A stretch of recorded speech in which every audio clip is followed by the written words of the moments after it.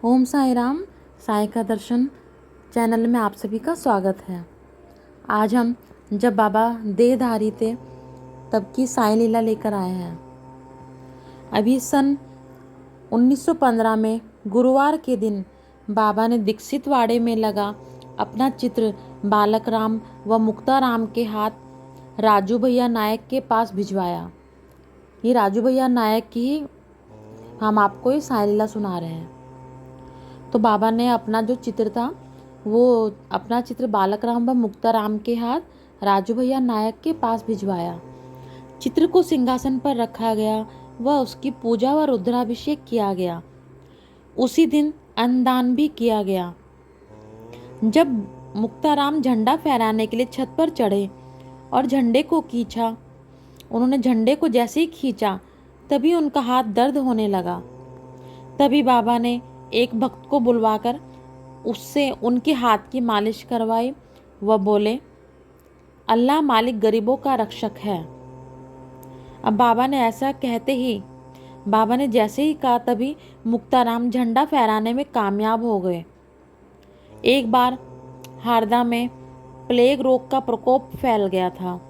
उस समय राजू भैया अपने ब्राह्मण गांव में गए हुए थे। पीछे घर में वे अपने पिताजी व बाबा के चित्र को छोड़ गए थे। अब वापस आने पर राजू ने बाबा को पत्र लिखा व पूछा कि क्या बाबा के चित्र को किसी सुरक्षित स्थान पर ले जाया जाए या यहीं पिताजी के पास रखवा दिया जाए।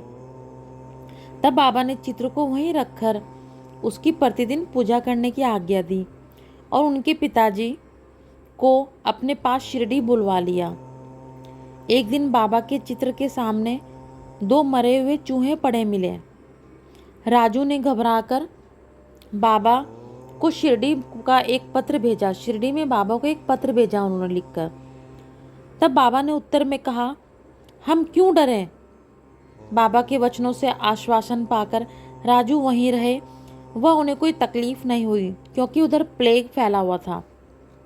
अब कुछ समय पश्चात के बाद बाबा के चित्र को लेकर वह इंदौर गए।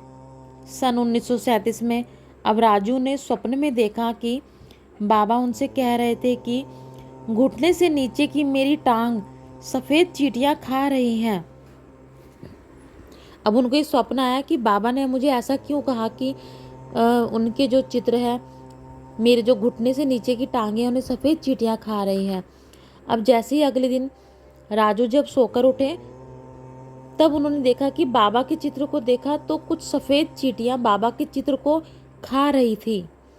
तुरंत राजू ने चित्र की सफाई की और पाया कि बाबा की टांग सही सलामत थी। तब उन्हें पूर्ण विश्वास हो गया कि बाबा व उनके चित्र में कोई अंतर नहीं है। अगर आपके घर पर भी बाबा का चित्र है तो बाबा चित्र नहीं, बाबा स्वयं वहाँ विराजित है। अब ऐसे ही बाबा के एक और परम भक्त थे रामकृष्ण श्री कृष्णा नावलकर जी। इनकी भी मैं साई लीला इसी में सुना रही हूँ। ये रामकृष्ण जी BA LLB मुंबई में वकालत करते थे। श्री VN गोराशंकर की सलाह पर नावलकर जी ने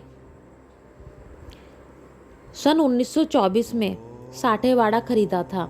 नावलकर के परिवार ने सन 1937 में सन 1939 में यह साठेवाड़ा शिरडी साईं बाबा संस्थान को भेंट कर दिया था। अब बाबा के प्रिय नीम वृक्ष के पास स्थित इस वाड़े का निर्माण श्री हरि विनायक साठे ने ही किया था। बाबा ने साठे से कहा था कि गांव की दीवार गिराकर निर्माण करो। शुरू में साठे जी ने सोचा कि बाबा उन्हें गांव के चारों ओर दीवार बनवाने के लिए कह रहे हैं, परंतु बाद में बाबा ने स्पष्ट शब्दों में रहने के लिए वाड़ा बनवाने की उनको आज्ञा दी। शुरू में भक्तों के रहने के लिए शिरडी में कोई उपयुक्त इमारत नहीं थी, परंतु साठेवाड़ा का निर्माण के बाद भक्तों को ठहरने का आराम हो गया और सभी भक्त जो दूर दूर से आते थे वो साठेवाड़ा में रहने लगे। बाबा के परम भक्तों को साठेवाड़ा में रहते हुए बहुत बड़े बड़े अद्भुत अनुभव भी हुए। बाद के वर्षों में भी इसका उपयोग कई भक्तों द्वारा किया गया। ओम साई राम, जय साई राम। आप सभी पर साईं बाबा की कृपा खूब बनी रहे। सबका कल्याण करना बाबा, जैसे आप सबका कल्याण करते हैं ऐसे आप जो भी सुन रहे हैं सभी भक्तों का कल्याण करना, सबकी इच्छा पूर्ण करना। ओम साई राम, जय साई राम। श्री सच्चिदानंद सद्गुरु साईनाथ महाराज की जय। शिरडी के राजा की जय। सबका कल्याण हो।